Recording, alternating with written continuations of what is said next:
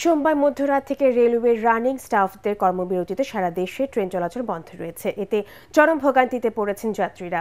দাবি আদায় না হওয়া পর্যন্ত কর্মবিরতি অব্যাহত থাকবে বলে জানিয়েছেন আন্দোলনকারীরা। এদিকে যাত্রীদের জিম্মি করে এ ধরনের আন্দোলনকে দুঃখজনক বলে মন্তব্য করেছেন রেলপথ উপদেষ্টা ফাউজুল কবির খান।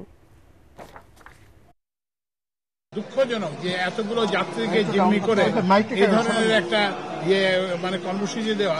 এখানে তো কে সাফার করতেছে সাধারণ মানুষ। সবসময় আমাদের জন্য আমাদের সঙ্গে আলোচনার দ্বার খোলা আছে এবং আমরা তাদের সাথে যে আলোচনা করব। দর্শক, এই মুহূর্তে কমলাপুর রেলওয়ে স্টেশনে আছেন সহকর্মী রাসনা দাস। আমরা সরাসরি চলে যাচ্ছি তার কাছে। রাসনা, কর্মবিরতি নিয়ে আন্দোলনকারীরা কি বলছেন, আমাদেরকে এ সম্পর্কে বিস্তারিত জানাবেন।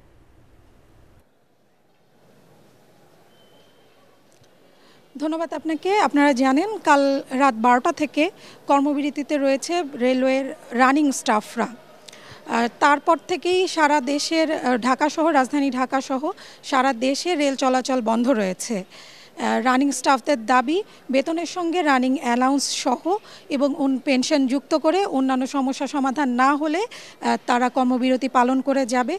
তারই পরিপ্রেক্ষিতে আজকে সকাল থেকেই তারা কর্মবিরতি পালন করে আসছে এবং সকল ধরনের রেল চলাচল বন্ধ রয়েছে।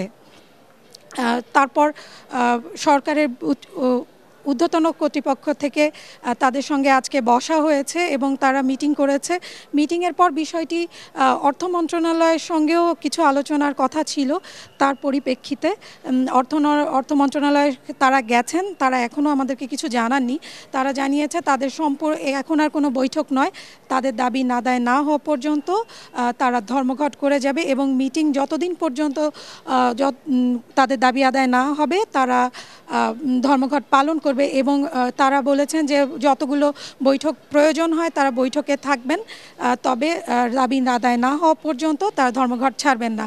এতে ভোগান্তিতে পড়েছে সাধারণ যাত্রীরা আসছে রেল স্টেশনে টিকিট কাটছে, কিন্তু তারা জানেন যে যেহেতু রেল চলাচল বন্ধ সেহেতু অনেকেই ব্যাগ এবং আত্মীয় স্বজন সবাইকে নিয়ে রেল স্টেশনেই অবস্থান করছেন এই আশায় যে হয়তো কিছুক্ষণ পরে এই ধর্মঘট উঠে যাবে এবং স্বাভাবিক হবে রেল চলাচল। এবং যারা ধর্মঘট করছে তারাও বলছে যে আমরা চাচ্ছি না কোনো রকমের ভোগান্তি সৃষ্টি হোক, এই জন্য তাদের যেই সমস্যাগুলো রয়েছে তারা যাতে সরকার তাদের এই সমস্যাগুলো বিবেচনা করে দ্রুত তাদের দাবিগুলো মেনে নেয় এবং সমস্যার সমাধান করে। এই ছিল আমার কাছে সর্বশেষ। নাজিয়া। জি, আপনাকে ধন্যবাদ।